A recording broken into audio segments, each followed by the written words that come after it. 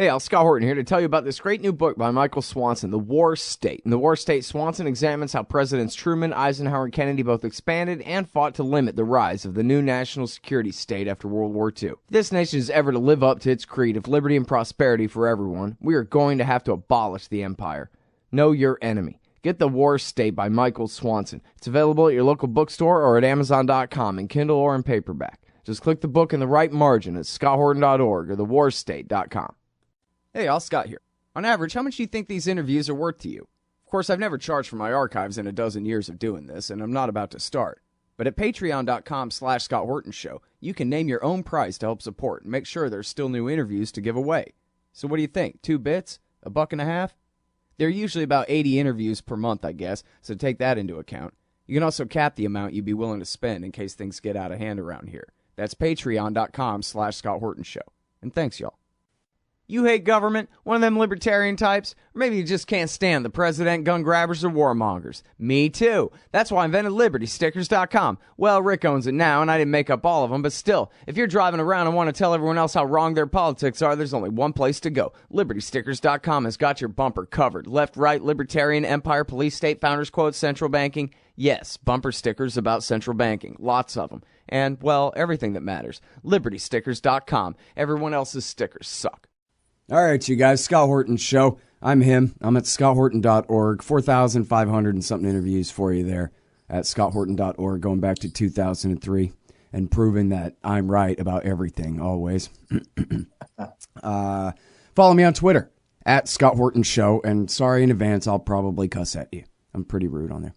Okay, introducing our good friend Joe Lauria. He's out of Erbil, Kurdistan, in Iraqi Kurdistan now. Right, Joe? Still there? That's correct. Yep. Yes, I am. And, boy, I'm going to ask you about that here in a minute. But first, we got to talk about Joe's new book, How I Lost by Hillary Clinton. And it's with a foreword by Julian Assange, introduced and annotated by Joe Lauria. The book is actually just block quotes of Her Highness, and it's really something else. I will plead guilty. I only read about half of it because then I came down with the chicken pox, and I'm trying to heal thyself here. And reading Hillary Clinton's statements is no way to get better. No, although, laughing at her, you know, there's some funny stuff.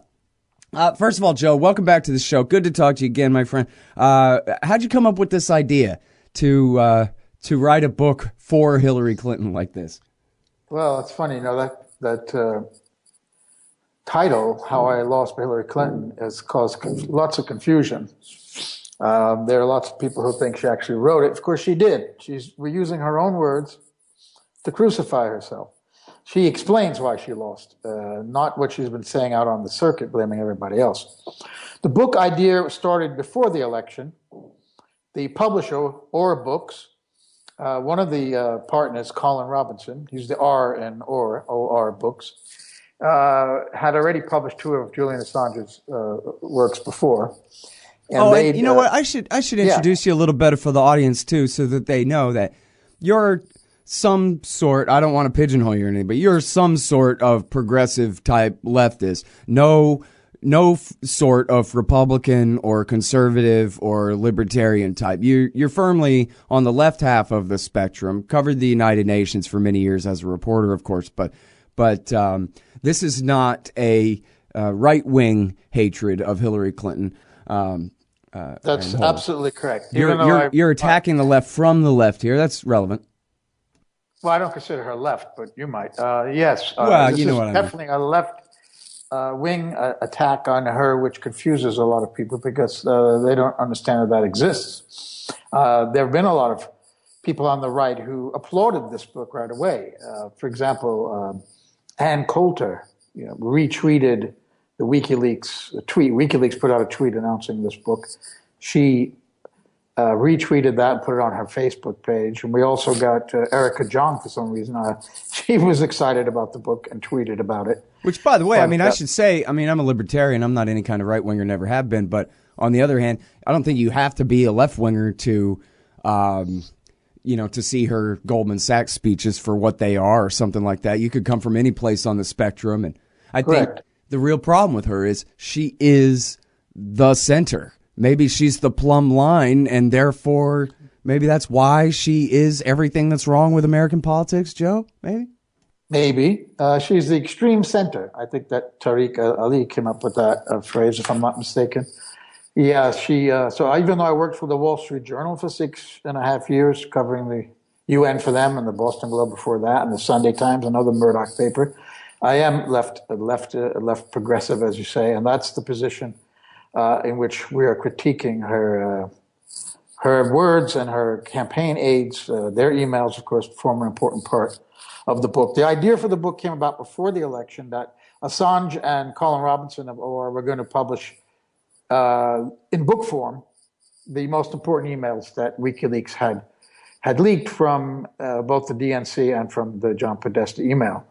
And one thing led to another, and it dragged on beyond the election, and I was asked to come in and basically save the project, and I agreed. I'm already in the midst of writing another book for Aura books, but they asked me to put that aside and to write the commentary.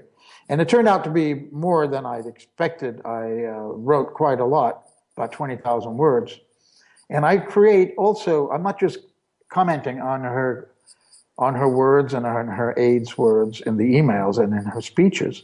I'm trying to create the context, the political context, to understand her policies, domestic and particularly foreign.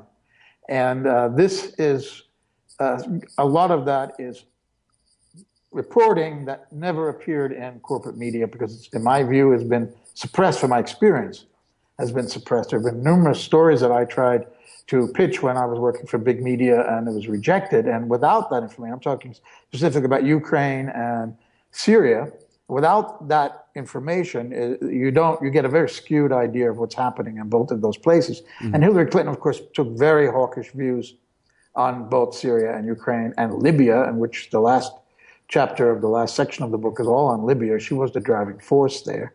Hillary Clinton is a hawk and she's an economic elitist. These are the two reasons that I give. Those are the two parts of the book for why she lost. And I'm arguing that it's her policies that led to her defeat, her humiliating defeat. Someone she should have beaten, everyone thought she would.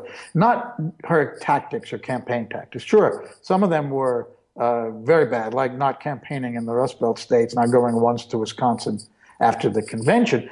But she needed to go there to offset the policies that were rejected by people there and elsewhere in the country. Now, there's that other book that came out that's got on the bestseller list, and it's an inside baseball book about the campaign, written by campaign reporters in that bubble. And it's all about tactics and infighting, and as if this is the first campaign where there was hatred and jealousies and backstabbing going on. They're all pretty much like that. So, that's a good gossipy book, and it's fun and all that. But I think it ignores the fact that it was her policies that led her to her defeat. And that's what I'm trying to argue in this book and trying to show. I think the policies and the strategy of the campaign really have a lot to do with each other, too. I mean, the fact that as they talk about that other book you're talking about, I think I've heard reference to Bill Clinton saying, who they called him Bubba, right? That was his whole thing. He was the guy who would go and tell white working class people that, hey, these country club these Republicans don't care about you. You know that. Come on. That was how he got elected. And he said, you got to send me to do that. And they said, no, we don't need white men. Well, white people are 60% of the population of the country. What do you mean you don't need white men? But their attitude, it carried over into their policy. In fact, even just the slogan, I'm with her, rather than she's for us, right? Or even all of her campaign ads. Donald Trump says mean things that hurt the feelings of young fat girls. Well, okay, but we already know that. But meanwhile, like I remember watching in, I don't know, September or October, watching the same campaign ad that has Donald Trump being mean to fat girls.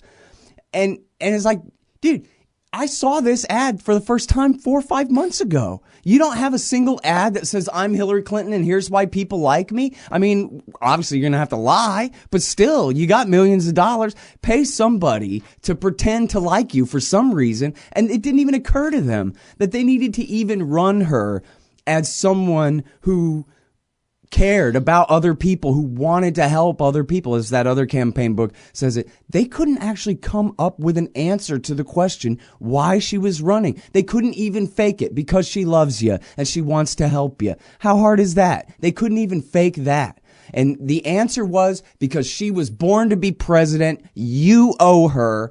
And it's our job to basically, be like a bunch of ants and make a bridge for her to walk to power. That's our only role. That's how she saw the American people. And that's exactly how she played it. And she didn't even have someone to tell her that, hey, this whole I'm going to arrogantly stroll right into power thing is actually not really working very well. Anybody on her staff who might have pointed that out was long since gone, maybe had never been hired in the first place. So, it is all one big package. It's her arrogance, the imperial hubris of Hillary Clinton is the same thing that ruined Libya, is the same thing that ruined her campaign. I can't disagree. I think there was an enormous sense of entitlement there, that she deserved it, and we owed it to her, that kind of thing. I agree with that. Also, Bill Clinton, you mentioned him when he said, country club Republicans don't care about you. That's true. But what he didn't tell you was he didn't care about them either. Well, and we saw that. True. The Clinton administration and Hillary both working against the interests of the working class and decoupling labor unions and workers from the Democratic Party, its traditional base. And they destroyed that systematically in the 1990s during the Clinton administration. And Hillary, with all of their neoliberal centrist policies, and Hillary was more of the same. She even talked about getting rid of Social Security, or privatizing it rather. So that she was open to this. And you see in all of her Wall Street speeches whose side she's on. Mm-hmm. She's on the side of Wall Street, not on average Americans, and they sent her packing. And the other thing is about her ads. You mentioned her ads. There was a study that said like 70% of her ads were about Donald Trump. Right. And 30% were about policy, where his was about 70% about policy, whether you agree with it or not. So that was the lowest in like 4 election cycles of anyone. She did not talk about policy. Well, and even his ads were like, vote Trump, he's tall and likes flags and cares about America. And her ads were like, Donald Trump makes me feel bad. I mean, Jesus. Yeah. Well, Trump cleverly played to the interests of working class people, not just white working class people, but he had a class message there about jobs being shipped overseas, about the lack of infrastructure in the country, and regime change war. He was going to stop all that, all 3 of which impact working people more than anyone else. And if you look at his performance so far, he's gone back on a lot of those things. Well, of course, but the point is, how he won was by saying, she's trigger-happy Hillary. I'm going to... Yeah, he had the right... he had a similar message to Bernie Sanders. We don't know what Sanders would have done had he been elected, but we've seen what Trump is doing. He had... I don't know who was telling him to say this, whether it was Steve Bannon, whether it was his own idea. He'd said to Larry King once, Donald Trump did several years ago, that rich people don't like me. It's the taxi drivers and all. So he's from Queens, New York. He's a working class kind of guy in his speech and his mannerisms. And that played well. And he said the right things to them. Mm-hmm. But we see now that he put Goldman Sachs people in his administration, and his health insurance plan would not help people who voted for him, who elected him, and his budget. And he got applauded. The only time he got applauded is when he hit Syria directly, which even Obama didn't do. Right. So he's hit the Syrian regime 3 times now.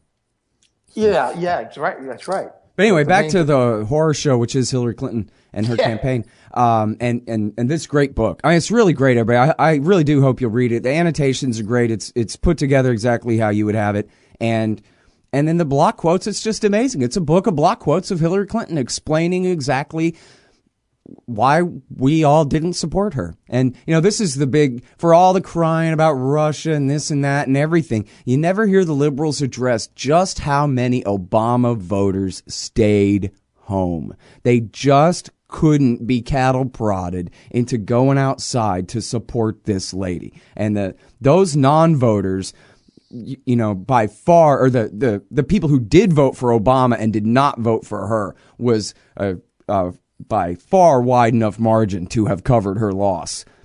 if she had been able to get them out. But she wasn't able to get them out. And a big part of that, of course, is just the overall attitude, as we talked about. But as revealed in these speeches, now, help me out here, because in the campaign, Joe, in the primaries, Bernie Sanders kept saying, hey, let's see those speeches. And she kept saying, yeah, I'll release my speeches when Donald Trump releases his tax returns, as though that was going to be a satisfactory answer for Democratic primary voters, you know. But then she got away with it until, what, was it July or August, that then the Podesta emails were finally leaked and the speeches were revealed. And then, so what was so bad about it? Because I think actually, you know, at that point, it was already the general, and the media was 100% in the bag for her and against Trump. They turned on a dime. That Pied Piper strategy worked. They got him the nomination. You could talk about that if you want.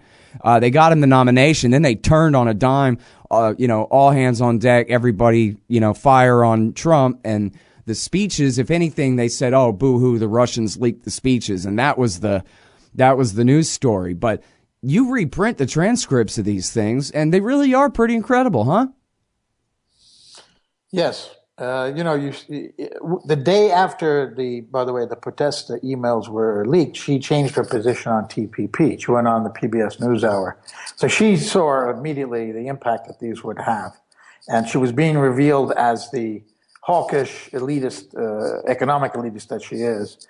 And she couldn't hide that anymore. Even the New York Times, by the way, turned on her and demanded that she release the speeches from Goldman Sachs, and that her excuse that everybody makes these speeches wasn't good enough. So I think there's any doubt that what WikiLeaks did by publishing these emails hurt her.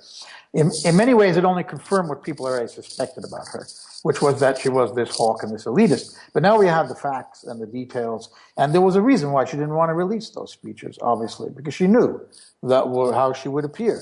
In an anti-establishment year for both parties, this was the quintessential insider, the establishment candidate, Hillary Clinton, which the Democratic Party should have understood.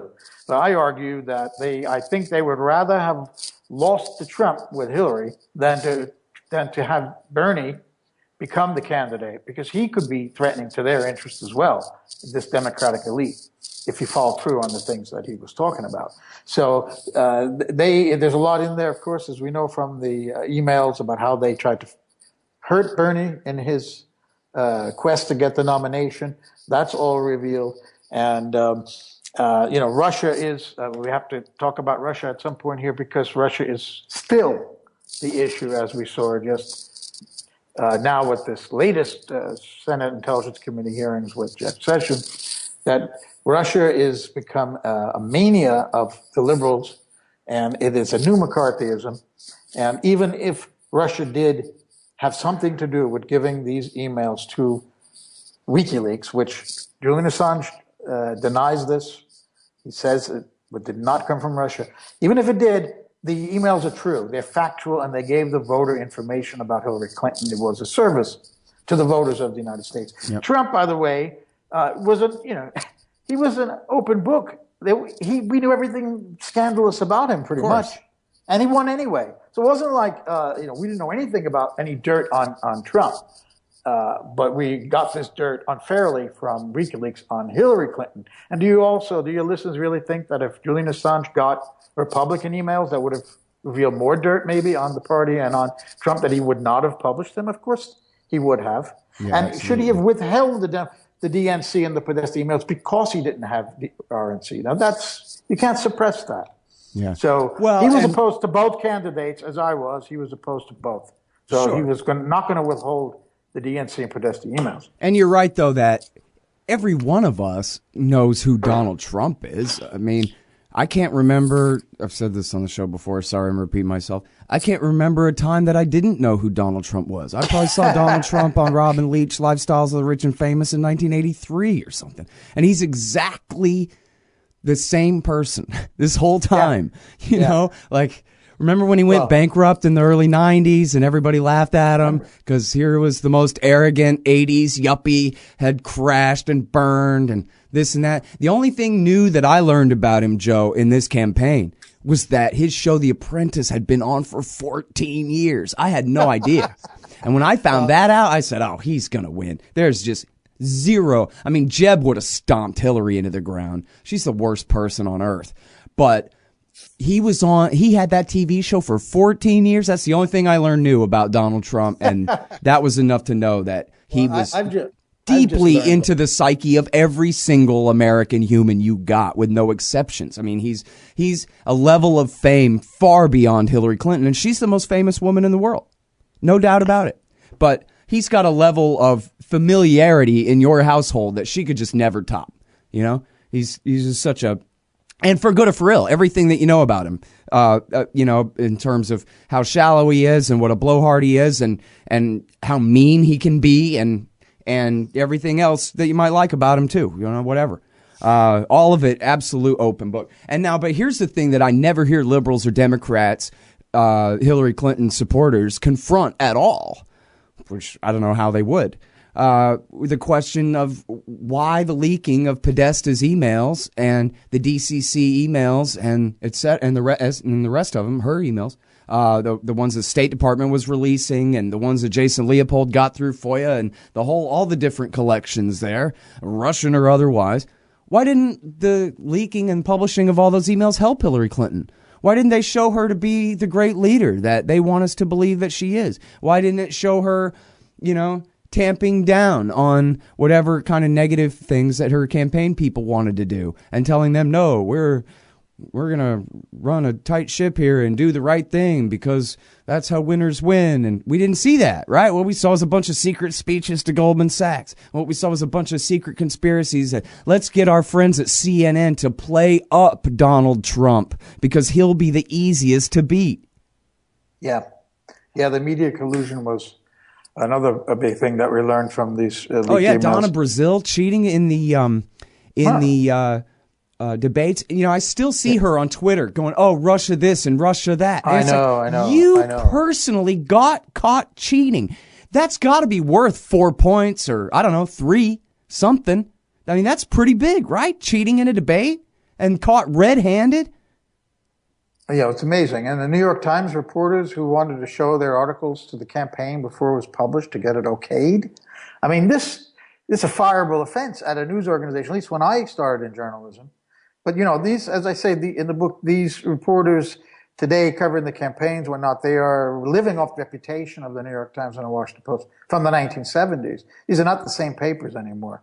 And we see it as the way they are just accepting whatever some intelligence source tells them about Russia having something to do with this campaign. They're just reporting it without any skepticism whatsoever. And in the 70s, after the Church Committee and all those revelations, there was a wholly different attitude towards the intelligence community, towards the FBI and the CIA, etc. You wouldn't buy what they were saying. You knew that their job was deception, disinformation, and deceit, and they would not get their stories published just like that. You'd have to, vet what they say. But now we're seeing, and interestingly enough, James Comey in his testimony the other day revealed that one New York Times story of February 14th, which talked, again, quoted unnamed sources, saying that there was a vast collusion between campaign members of Trump's team and Russians. He said it was all a lie. It was all false. And it's not that the New York Times knowingly publish lies, it's they are gullibly listening to whatever these intelligence sources tell them, because it fits their agenda. Their agenda is to get rid of Trump. And if he's committed a crime, he should be gotten rid of. We've seen no evidence of any of this collusion. Comey revealed, by the way, the other day that he said this investigation should go on because if it catches anybody in his campaign, he'd want that to happen. Right. That doesn't sound like obstruction of justice to me. He also said, and interestingly, that Trump, and this is Comey's words, Trump felt that this Russia obsession was making it hard for him to govern, that it grabbed oxygen from public discourse, that he wanted to get rid of this. Maybe that's why he told Comey that he hoped that he would, drop this thing, at least with Flynn. So, I don't know what happened between Russia and WikiLeaks and Russia and campaign Trump. I'm waiting for the results, but I'm not jumping on board claiming people are guilty the way the mainstream media has done, the way the liberals have done. Yeah. And well, I mean, Rachel this is the Maddow, whole thing. I mean, it really is a matter of simple trutherism versus journalism. It's a matter of inductive versus deductive thinking and logic here. So if you beg the question in the proper sense of that term, if you assume your conclusion that everybody knows that Putin and the GRU were responsible for this, that, and the other thing, and once you already know that first, then, oh my God, can you believe that Sessions is sitting here saying, I don't recall exactly how many times he met with the guy? And can you believe whatever it is, the way that they spin everything? And yet, if you don't assume your conclusion and you look at it, even just pretend, like what if you really, really do believe that? Okay, still, just pretend and be objective for 1 second and look at it from the point of view of Trump, that all of this is BS, that he knows it's BS, and that what he told the director of the NSA and the DNI was, hey, since you guys know this is BS, can you please tell the media that or something? And then they said, no, well, actually, sir, since there's an investigation, that wouldn't be proper for his comment. And he went, oh, okay. And then he told the head of the FBI, look, because I know that you told me and I told everyone and everybody knows the thing that I'm not under investigation. Would you please tell him I'm not under investigation? People want to say that's obstruction of justice, as though he's thwarting this thing because they are already presuming the truth of it all. When if you look at it from the point of view of him, of this actually being a giant pile of nonsense, which it clearly is, then it makes perfect sense that he would just be complaining that, geez, aren't I supposed to get a chance to be president here before you guys run me out of town on a rail on some bogus treason charge? This is crazy. It's completely out of control. And it's a bunch of nonsense. You look at the actual intelligence report they put forward, and there's no intelligence in it at all. It simply says some hand-picked, chosen CIA, FBI, and I guess DNI office members agreed on this. And the NSA expressed moderate confidence. And by the way, let us spend now the second half or maybe the second and thirds of the report complaining about RT having an anti-American spin, such as, for an example, a TV show they did 3 years ago about fracking or occupiers. In fact, that report about RT was from 2012 that they just copied and pasted on there to try to make the thing look like it was more than a few pages long. They've actually provided no evidence. And I've interviewed Jeffrey Carr, the computer expert, who says that you can sit here and say APT28 equals GRU all day long, but they've never proven it. They can't prove it. Yeah. Well, that's where we're at here. And meanwhile, I mean, on my Twitter feed, I'm sure it's the same as yours. Every center-left liberal journalist in America, they are so, it's like Michael Ledeen and the AEI boys in 2002 talking about Saddam Hussein. It's all just a big, back-padding, self-referential echo chamber type consensus building operation or something. It's like a social psychology experiment. It has nothing to do with any facts at all, any journalism at all. Well, we're still waiting for that. That's why we need a real investigation, Joe, because it's the summer and we still don't have any evidence. Yeah. No, I can't agree with you more about the description of the liberal media right now. This is totally herd mentality or groupthink, and they are reinforcing each other without any real facts about this story. And that was not an NIE, what you're discussing there. That was an assessment, opinion, as you say, handpicked people. And it was not 17 agencies, as Hillary Clinton still says, even though she knows better. It was 3, and they didn't come to a solid conclusion about anything, and there's no facts or evidence to back it up. It's only, but they tried to sell that to the American people, and with the media buying it, they are selling it to too many people, unfortunately. It's all part of this new McCarthyism, Scott, that is very, very frightening. It is a completely new McCarthyism, and it is a new Cold War. It's not like a Cold War, or maybe it is a Cold War, and this is McCarthyism. And you look at the only facts or evidence, and Comey again said that they never looked at the DNC server. They got this from CrowdStrike. CrowdStrike, private company. It was founded by a guy who was a member of the Atlantic Council. He's a Ukrainian. He's the anti-Russian Atlantic Council. They said that this was Russia that did it. They also said that they left behind, the clues were that they left behind Cyrillic text and the name of the first Soviet police chief, the secret police chief. But that's supposed to be a sophisticated state operation with those kinds of clues. And now, Voice of America, I don't know if you know this, Voice of America did a couple of articles, of all people, Voice of America, that got completely ignored, saying that CrowdStrike had used the same program, the same method to discover that Russia had hacked Ukraine's howitzers on the battlefield in eastern Ukraine. And guess what? The Ukrainian army denied this. It's not true. They had to admit it wasn't true. So their crack system of finding out that Russia hacked into the DNC is the same one they used that Russia hacked into the howitzers, and that's been discredited. So that CrowdStrike, the whole thing about the proof of Russia, at this point anyway, does not exist, but it doesn't matter for the liberal media. It doesn't matter. They're pushing that forward anyway. Well, in a way, it's hilarious, right? Because frightening. I like to point and laugh at sore losers. I mean, when Hillary keeps coming forward and giving these speeches about how it's not my fault, it's not my fault. I mean, they say that she accepted responsibility, but the only time that you can show me, that anyone could show that happened was when Christian Amanpour basically forced the words into her mouth and said, well, you do accept some responsibility. That was the question. She said, well, yes, of course. And then she went on to say why she does not accept responsibility. Why it's all Russia's fault and all Comey's fault and all everybody's fault, except for the people who didn't vote for her. She doesn't blame them because they don't have anything to do with it, right? It's not, in her conception, it's not up to the American people to choose. It's, you know, whether her game was good enough to make them choose her or not. And she's convinced it was, and yet it got stolen away from her anyway.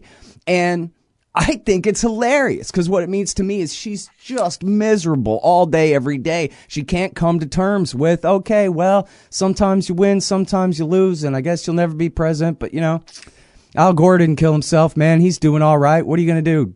John Kerry lost. Life goes on. But no, for her, life doesn't go on. She's stuck with this, and it's driving her mad. And that is, to me, just wonderful. Like, her misery just tastes so good to me. And yet, though, there's a problem, which is that this consensus about Russia there's all kinds of blowback and consequences that are going to come from this for having the entire kind of left half of the American political spectrum so wrapped up in what they've convinced themselves, allowed themselves to be convinced about Russia and its role in the world and America's role in containing their aggression and all that they've done to subvert our democracy and all these kinds of things. And I really don't know. It feels like when they passed the Iraq Liberation Act or something like, oh boy, you know, we're only kind of just getting started, but there's another shoe going to drop over this. Yeah, it's chillingly scary situation to be provoking and blaming a nuclear power.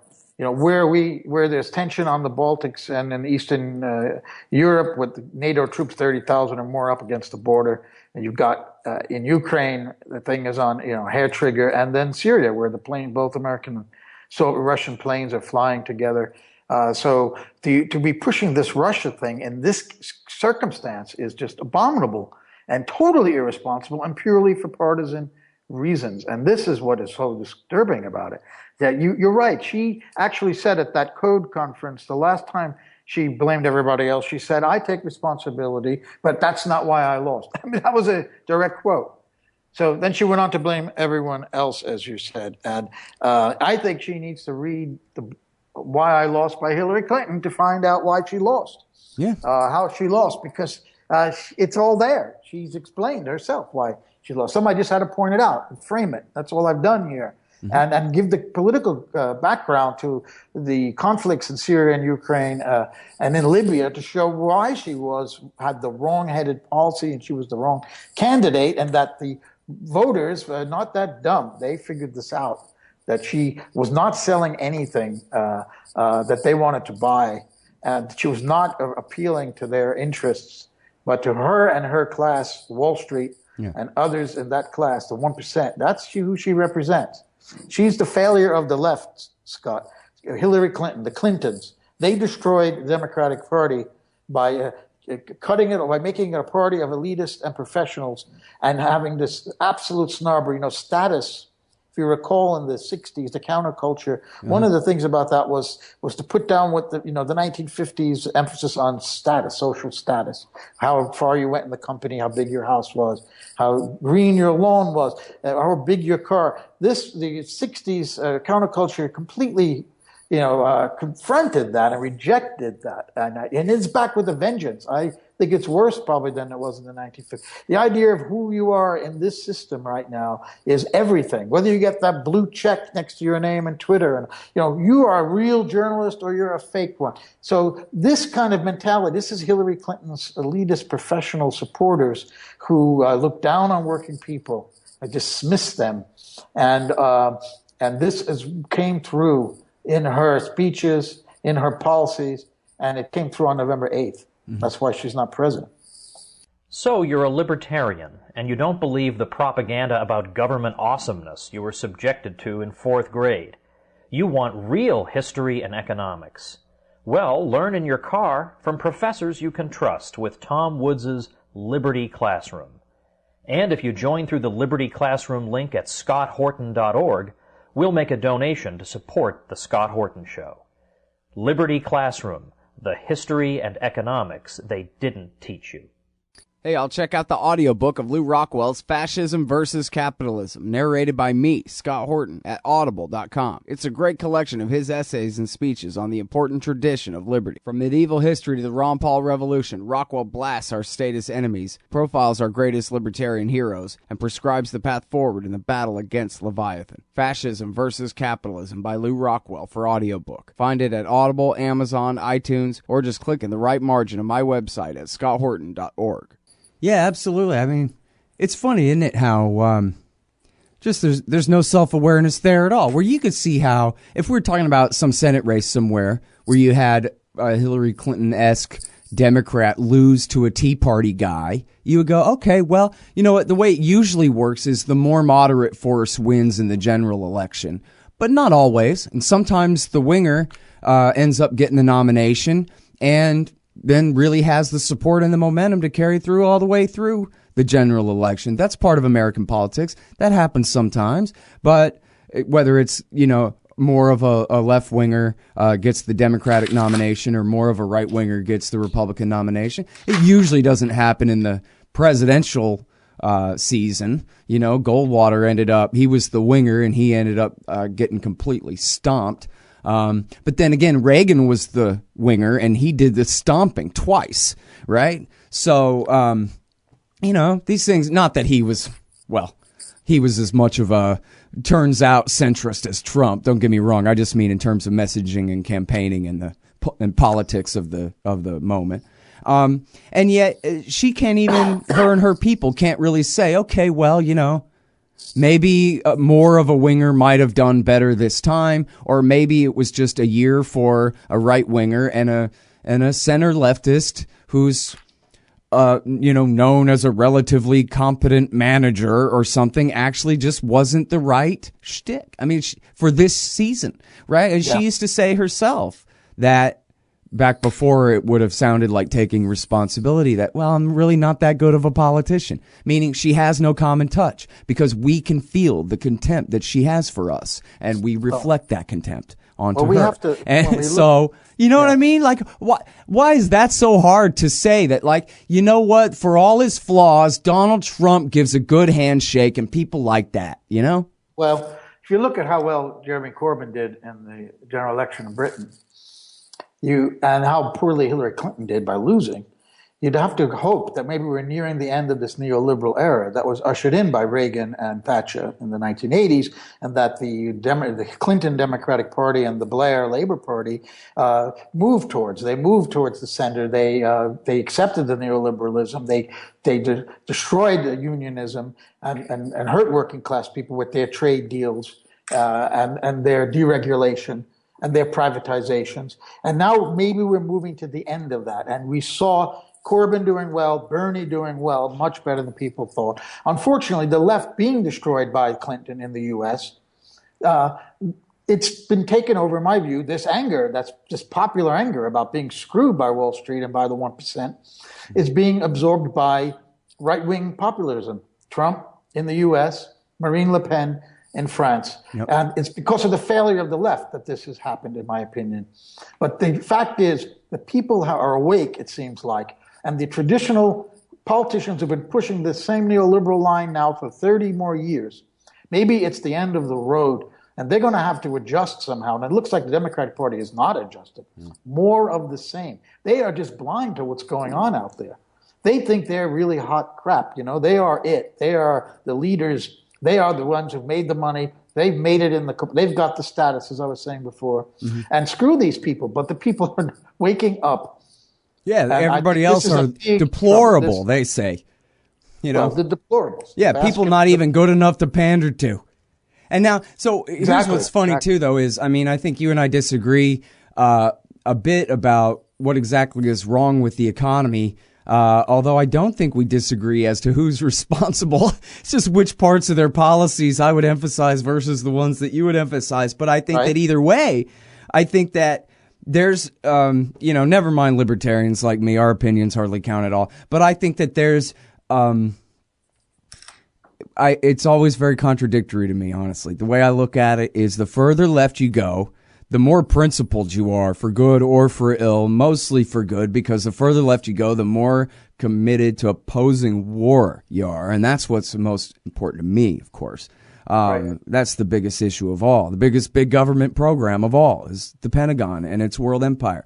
And a leftist I can count on to be anti-imperialism, whereas a Democrat, the more that leftist agrees with my economics, the worse they become on virtually everything else, and support, all kinds of government horror shows of social engineering, drug wars, and regime changes, and World Bank loans to exploit and destroy third world countries in economic hitman fashion, and all those kinds of things. So, I mean, at this point, I'd prefer to run around with communists than a liberal who agrees with me on property rights at all at this point, because of the wars, because of the empire. So I'm thrilled to see Jeremy Corbyn win in England, even though I'm sure his economic policies, to whatever degree he gets away with them, will ultimately be to the detriment of the country. I really don't care about England. I care about that England is no longer part of the American empire. If he can throw any kind of wrench into the UK helping America with our wars, and that's all I care about, is stopping the slaughter of the Libyans and the Iraqis and the Syrians and the Afghans.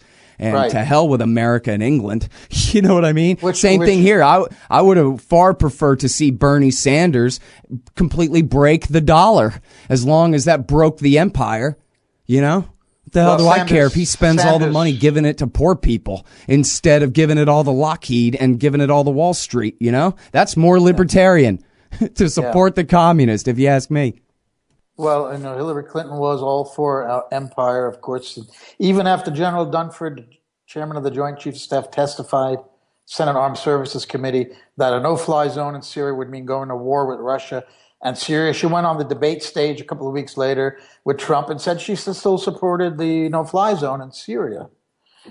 She called Vladimir Putin Hitler. Every time an American leader calls another foreign leader Hitler, there's usually a war after that. Noriega was Hitler, Panama was invaded. Milosevic was Hitler, Serbia was bombed. And now we see Putin being Hitler. What did she have in mind there? The whole Ukraine thing, I point out in the book, that was never reported very widely, or if at all, in the Western media. The German intelligence service said that General Breedlove, the head of the NATO, was totally lying about 40,000 Russian troops on the Ukraine border, or about to invade, or that they'd already invaded. There was all a hoax about the Russian invasion. And it was a Western country, Germany, that said this, German intelligence in Der Spiegel. And we had John Kerry talking an elite conversation with exiled leaders from Syria, that the United States was willing to let ISIS move towards Damascus if it could get Bashar al-Assad to leave power, risking a takeover in Damascus. And he says that's why Russia intervened, not for their imperial glory in the Middle East, as Hillary Clinton and others say, because they didn't want ISIS to take over in Damascus. Now, I think that's a pretty good policy, don't you? So Hillary Clinton would have been, the night before, an hour before Trump sent those cruise missiles to that Syrian airfield, Hillary was on a stage saying we should attack their airfields. Right. Plural. So we can never say, now, whatever disaster Trump brings us, and he might in foreign policy, we haven't seen, hopefully we won't see some big disaster. But if we do, you can't say, well, Hillary Clinton wouldn't have done that. We don't know what she would have done. It's impossible to say. But based on what her positions were, as outlined in the book, and in her own speeches and in the emails that we now know, and she would have been a very dangerous leader. And I think this is why Russia, from Russia's point of view, which doesn't count, of course, we only get the American point of view in the American press, but from Russia's point of view, she was a great danger. So the idea that they may have helped Trump would not surprise me, but there's no evidence of that yet, going back to what we were saying. I mean, I have to say, even up until the point that we have, H-bomb ICBMs headed this way, I still think even then I would say, well, Hillary would have gotten us killed 6 months ago.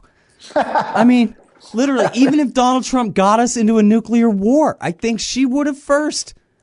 Well, you know they're going to say Hillary wouldn't have done this. I don't buy that. I mean, here's and this is the special thing I think about Hillary, and I read quite a bit of the She's a Hawk section of your book, and it's really good. But I'm not sure if you really kind of or if the speeches really highlight this point.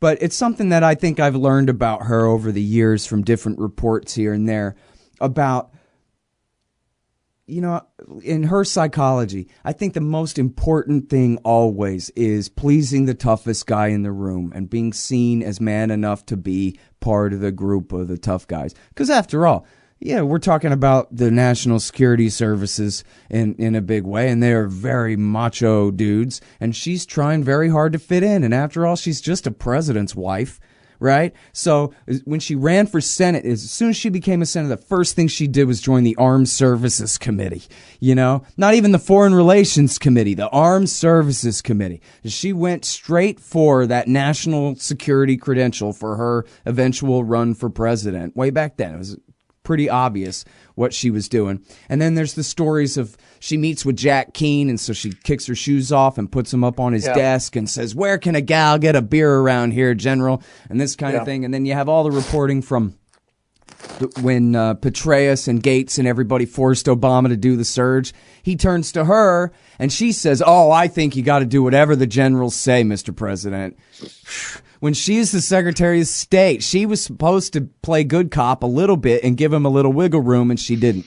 And everybody knew why. The same reason she bombed Libya. She's this kind of strut her stuff and prove how tough she is. But here's the thing about it. I don't think that other parts of knowledge in her brain can ever override that. I think that, for example, this is the one I was working to. Sorry. When the General Breedlove's emails were hacked. Could have been the Russians. I don't know. I don't care. But I'm glad whoever did it. And they published these emails. And Breedlove was talking about trying to end run Obama and escalate the war in Ukraine, hell or high water. Even tried to get the Pakistanis to ship in some shoulder-fired missiles. And they went, why aren't we hearing this from the White House? I don't know. And double-checked. And, man, this was a problem. And I'm thinking that if it had been Hillary Clinton and not Barack Obama, that she would have done whatever Breedlove said. And it would have been all a matter of the social psychology of her being her and him being him. And in the roles that they're playing, rather than, hard thinking or words on paper or real doctrines about what exactly are the red lines in Ukraine and how to make sure to avoid a thermonuclear war, for example, as something important. I think to her, pleasing the men who are looking at her for a decision would have been the highest priority in a way that Obama at least eventually learned how to face these men down sometimes. You know what I mean? But I just think she would be, well, like Donald Trump, just a puppet on their strings. Look at Donald Trump now telling Mattis, you decide. You can have as many troops as you want because now the decision is up to you. I think that she would have been just like that, maybe even worse, you know? Well, with Trump, it's more cowardice. With her, it's more, geez, I sure do want to please you, General Mattis, you know? I don't know about her psychology about that. I mean, she's more than just the president's wife. She's certainly accomplished, very intelligent, knowledgeable person. I don't know why she takes the position she does, but they're dangerous. There's no doubt about it. And yes, I think you were referring to that New York Times Magazine article about wanting a beer and this type of her toughness. She's a hawk. She was a Goldwater girl, don't forget. So I think this is part of her politics from way back. I don't know how much of it has to do with what you were saying about her wanting to be one of the men or proving to the men, but I don't think that's really important necessarily to know. But you had to be opposed because of the policies that you had and how dangerous they were. I think that's really the troubling thing. And even Gates, by the way, tried to stop her in Libya. The Washington Times did a piece that got completely ignored based on some leaked tapes in which Gates opened up a back channel communication to Gaddafi to see if he could defuse this thing through Gaddafi's son. So NATO would not intervene. So she was hell-bent on that. And and Obama let her have that one. But he stopped her in Syria a couple times. She wanted definitely to get deeply involved in Syria, directly involved against and overthrow Assad. And I hardly doubt that if she'd been elected that she would not be working to overthrow Assad right now and ratcheting up tensions with Russia. And what's wrong with better, as Trump himself said, and I hate to be put in a position I have to defend Trump here, but what was wrong with him saying we have good relations with Russia is a good thing? This doesn't defend everything Russia does internally and all that. We're talking about avoiding conflict. And there's no way the Middle East, for example, could be resolved without Russia and the U.S. cooperating in Syria and elsewhere. And in particular, putting their clients or Iran and Saudi Arabia together in a room and work out some kind of accommodation, which would solve so many of the problems here in the Middle East where I am, if those two countries quit it, because that is the source of the trouble in Bahrain, in Syria, in Yemen, obviously, and in Lebanon, and it has to be accommodation between us. The only way to solve this thing, to put a damper on the sectarianism, which is widespread. I hear people here in the street, everywhere I talk, they're very sectarian, and it's really troubling to me. Otherwise, very nice people. Suddenly, when you mention Shia, they would go crazy. They become monsters. So this thing has to be, instead, the U.S. is getting down dirty with one of the sides, with the Sunni side, doesn't matter which side, getting on either side, not acting like a big power, like a great power, to use diplomacy to try to resolve these issues. And I'm afraid Trump is making a big mistake supporting Saudi Arabia and against Qatar right now. But you were talking about Trump. What he says is becoming irrelevant. You have to listen to Mattis and McMaster. Yeah. Because his tweets now are completely contradictory to the State Department and the Defense Department on the Qatar crisis. And you have to ignore what he says. I'm surprised Merkel a few weeks ago got so upset at the things that he said at that NATO summit. She should know. And I think she was doing it for her own domestic political reasons, because he has an election coming up and Trump's unpopular. But the fact is Trump's becoming more and more irrelevant. He's turning it all over, yes, to the generals. And you got to hope that these guys are not as aggressive as Hillary Clinton would have been. But you're right. If she were in power, she wouldn't be turning it over to them. She'd be leading them into battle, it looks like, based on everything we know about her. She has a track record. Trump doesn't. We don't know what he was going to do. All right, wait, I got to save myself from my horrible sexism here. So what I really kind of meant to should have said was, it's always like this for Democrats. It's like this for Obama, too. It wasn't because he was black. It's because he was a Democrat.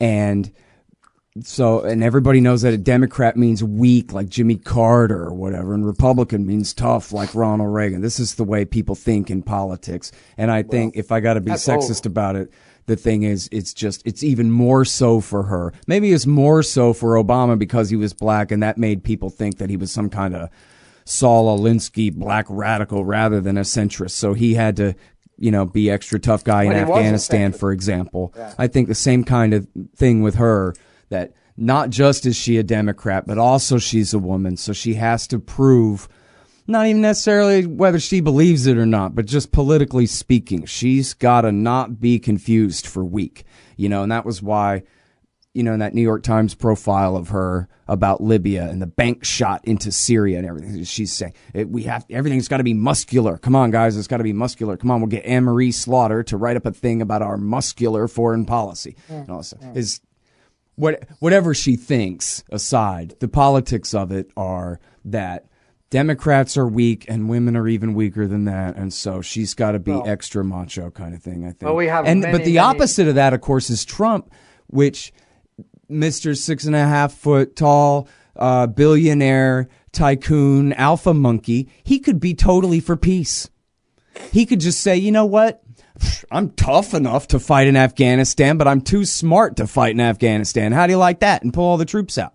He could make peace with Assad, make peace with Putin, make peace with the Ayatollah Khamenei, and go, look, I'm Richard Nixon here. I'm doing this because I'm smart. I'm doing this because it's good for America. And what are you going to do? Call me a Democrat? I'm not.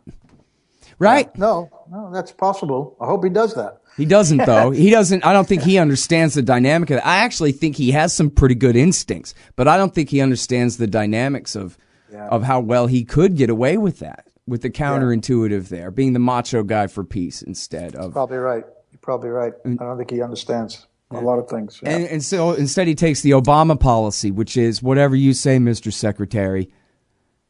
Right? Well, they've been making his life hell, too, with these leaks and all that, and distracting him. But let's see. Maybe he'll be able to stand up to these guys. But it doesn't look good, no. Yeah, I mean, Wall Street Journal last night, I'm sure you saw he's delegated the Afghanistan troop number decision to Mattis. Yeah. So. Yeah, boy, might be delegating a lot more to them, too. Not just maybe what military action they could take. Yeah. Like, how involved was he in that Yemen strike, the one that went bad? The Yemen raid. Mm-hmm. We don't really know how much he signed off on it, I guess, but how involved was he in that? So, yeah, he's loosened the rules of engagement for Somalia as well. They've been hitting the al-Shabaab in Somalia. So, I mean, anyways. But, Scott, he's being pushed now to be tough on Russia to put down this thing, and that's scary, too, in itself. So he has to prove himself there. You know that's dangerous. That really bothers me, too, because I think, never mind the poor Somalis. I mean, just on the Russia thing, it seems like he has all the incentive in the world, politically speaking, and it seems like here he has the wherewithal. This is a Donald Trump art of the deal moment where it seems like he only has one obvious move to make. And that is invite Putin to D.C. and have a big nuclear disarmament deal and just shove it down the throat of the haters and just take this thing by the horns, man. You want to call me a traitor, huh? Well, here's my massive new H-bomb disarmament deal. How do you like that? And just stick it to him, because otherwise they're just burying him under a ton of bricks here with this nonsense. As you're saying, he's completely under siege. What else is he going to tell these guys other than to do what they want when he's just being completely befuddled and attacked from all directions over this bogus Russia nonsense, Yeah. It seems like that. Isn't that what Donald Trump would do? Some kind of art of the deal type thing where he goes, yeah, you know what? I do like Putin personally, too. I looked into his soul and we're friends now. Just like George W. Bush, and just, you know what I mean? Go for it. Why not? I don't get it. Like you say, they're beating his ass every day on this. I don't know. Yeah. Maybe I'm dreaming about the H-bombs, but they could do something, right? They could come up with some kind of deal to make. We'll pull our troops out of the Baltics if you'll do whatever. Pull your missiles out of Kaliningrad. Yeah, no, it would be great. But I'm not holding my breath. Yeah, I guess not. That was kind of the one thing I was a little bit hopeful on. And as we talked about a year ago, right? It happens to be the single most important issue in the whole world by a million miles. There's no comparison. America and Russia must get along. That's it. I mean, really, if they start committing genocide in Mongolia because they want to steal a bunch of gold or something, then they're going to need a real stern talking to, but still we can't do anything about it, right? What can we do about it? They can destroy our entire civilization. Yeah. Well, liberal media doesn't see that as the most important story. They're playing with fire by stoking these tensions with Moscow unnecessarily. Yeah. Did you see the clip of Stephen Colbert attacking Oliver Stone? No, I didn't. No. So it's just I hadn't even seen any of the interviews yet, and Oliver Stone isn't perfect or whatever, but I mean, clearly he's Stephen Colbert just completely took him to task for daring to provide a platform for the American people to hear what this guy's got to say. I mean, what if Putin is the most wily manipulator in the world? So what? That's not going to work on us. And besides, we have Stephen Colbert to translate for us and to tell us what it all means the next night. Why should we be afraid to even hear Putin at all? Why should we hate Oliver Stone for daring to be such a sycophant as to sit at the table and let the man talk without shouting him down? I don't even have the decency to treat you that way. So, and you're my friend. Right. You're absolutely right. It's like any criticism of their system that they're doing very well in, and this is all about lifestyle and about money and power. And you've got that, and anyone tries to criticize how you got it or in any way threaten it, they've got to be stopped. And you cannot put in your own newspapers owned by the big corporations who are doing very well, who are running things. You can't put stuff in there critical of American foreign policy, too critical. Not mistakes that they made, but serious problems. And they got away with the invasion of Iraq because the media helped them get away with it, etc. So you have to go somewhere. A lot of people go to Russia media for that because they give a platform. Okay, doesn't mean we're saying good things about Russia. It's about criticizing U.S. foreign policy. And then you become, you are just absolutely persona non grata. And that's Oliver Stone right now. He's gone to Russia and he's letting Putin speak. What about the other side of the story? It's journalism 101. They never print Russia's positions on various situations like Syria. Putin has laid out exactly what Russia's trying to do. You may not agree with it. You may think he's lying, but you should print it. You have to report that side of the story. International reporting is so complex, and nations are only driven by interests, that you need to understand the motives behind these interests without taking sides, without moralizing, because nobody is pretty good in international affairs. Everybody's devils. Some are bigger than others. Nations are just pursuing their interests. So if you don't report what Iran is saying about why they're doing something, if you don't report what Russia is saying about why they're doing something, you will never understand why they're doing it. You'll only accept the American explanation of it. It's classic Orientalism. You give no voice to those people. You dehumanize whole nations like Russia because it becomes easier to go to war with them because you don't know these people.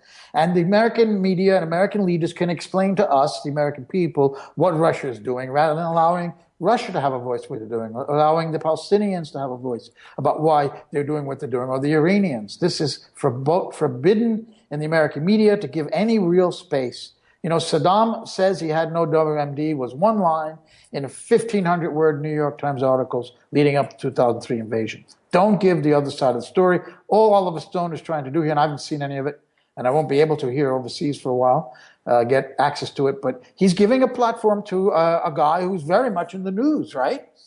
What is wrong with that? It doesn't, like you said, is he going to be speaking every word he says? He'll mesmerize everyone, and we won't be able to be critical about what Vladimir Putin says? Of course not. But listen to what Russia has to say and the Russian leader. What are they afraid of? They're afraid of him saying some true things, maybe. Like the U.S. was behind al-Qaeda in helping the Mujahideen in Afghanistan, which apparently he said in the first interview. That's a fact. The U.S. support for extremist groups around the world, we've talked about it before on your show. Everybody who has a half a brain knows this is the case. So they don't want him to say, because the American press will not ever report this. They will always shut that part out. The Defense Intelligence Agency document that showed the U.S., Turkey, and the Gulf were supporting the Salafists in eastern Syria that could become the Islamic State in 2 years and then did, is never published. So you can't have Vladimir Putin talking, and the guy who's letting him talk is Oliver Stone, so you got to crush him. You got to crush anybody who wants to report that. And the only place you can go and say that is on Russian media sometime, or Iranian media. And then you're condemned for going on their media, and then you're just one of their puppets. You're a propagandist for them. Stone is a propagandist because he's doing the job that American journalists are not doing, the other half of the job, which is to report the other half of the story. Sorry. Yeah, You got me going now. Good. Yeah, no, I mean, it's making me look better because I was supposed to be asking you questions instead of just yelling at you the whole time. But I appreciate your forbearance. Yeah, I was reading Gilbert Doctorow at consortiumnews.com, and apparently they ran the entire Megyn Kelly interview. And then you can watch them back to back next to each other. And apparently there's at least one massive edit where Megyn Kelly says, oh, this and that, criticizing Russian democracy. And he says, well, it's not perfect, but we're working on it.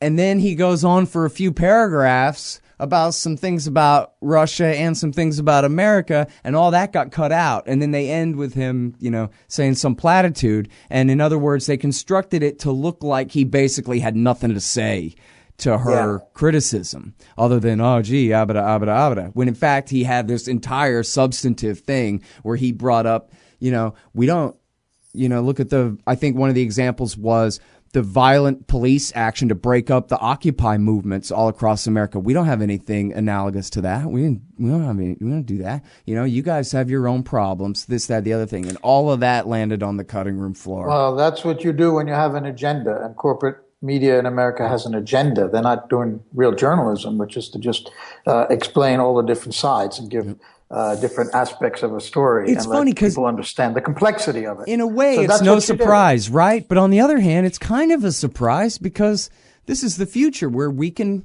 watch both versions. You know what I mean? It's not rather Jennings and Brokaw anymore. And yet they still act like they have that narrow control over the filters when they really don't. Right. It's taken a long time for them to understand this. This is going to be gradual. They're in denial about a lot of that. They may have the control financially of the ownership of most of the big media, but they're losing the control of the message. There's no question about that. And they're becoming more and more under pressure because of that. And I think they understand that. But they become more of an agenda-driven media, I think, in the last few years than they were previously. And everything is sinking down to the bottom, frankly, because a lot of the alternative media or social media is not something you can necessarily believe in either. So we are really in a mess when it comes to information right now. But you're right. Now that you could see both, then you can make up your own mind there. You can make up your own mind. You want the raw material. This is what WikiLeaks does, incidentally. You just present the raw materials, and you read it, and you could see. And if you need any help understanding it, you can read my book, which annotates it. That's what I was just going to say. Yeah, and back to the beginning. And what's important here. With a foreword by Julian Assange, introduced and annotated by our friend Joe Lauria, it's How I Lost by Hillary Clinton. And no, it's not a book of excuses blaming Putin. It's just her speeches, her emails, her associates, and their own words. Block quote after block quote after block quote, explaining just what horrible people they are and reminding you why you didn't support them last year. And a good one, a fun one. I bet especially for college students, this would be fun to show your professors. Okay. Thank you, Joe, for coming back on my show, man. Thank you very much, and all the best to you. All right, you guys, that is the great Joe Lauria, and, you should sign up for the RSS feed because I'm going to interview him again in just a few days or so, if I can, about Iraq War III, which is still raging right now in Mosul and moving, of course, into Raqqa and eastern Syria. And he's a real expert on all of that as well, of course, based out of Iraqi Kurdistan now. The great Joe Lauria, formerly with the Wall Street Journal, United Nations reporter for many years. And this book is really great. It's really well done. It's OR Books, the same guys that publish Patrick Coburn's books these days. How I Lost by Hillary Clinton, introduced and annotated by Joe Lauria, and again with a foreword by WikiLeaks' Julian Assange. I'm Scott Horton. Check out the full archives at scotthorton.org. And libertarianinstitute.org, of course, and twitter.com/Scott Horton Show. Thanks, you guys. Hey, Al Scott here. If you've got a band, a business, a cause, or campaign, and you need stickers to help promote, check out thebumpersticker.com at thebumpersticker.com. They digitally print with solvent ink, so you get the photo quality results of digital with the strength and durability of old-style screen printing. I'm sure glad I sold the bumpersticker.com to Rick back when. He's made a hell of a great company out of it, and there are thousands of satisfied customers who agree with me, too. Let the bumpersticker.com help you get the word out. That's the bumpersticker.com at thebumpersticker.com. Hey, all Sky here for Rye Guys t-shirts. Rye Guys, that's WRY guys.com. Great, irreverent, thought-provoking t-shirts upholding a pro-freedom perspective. Inspired by such classic humorists as Mark Twain, H.L. Mencken, and Oscar Wilde, they invoke the wit and wisdom of the past to satirize modern myths. These high-quality shirts for men and women look good and feel good, and they make great gifts. Use the coupon code SCOTT for 15% off. Rye Guys t-shirts at ryeguys.com. That's WRY guys.com.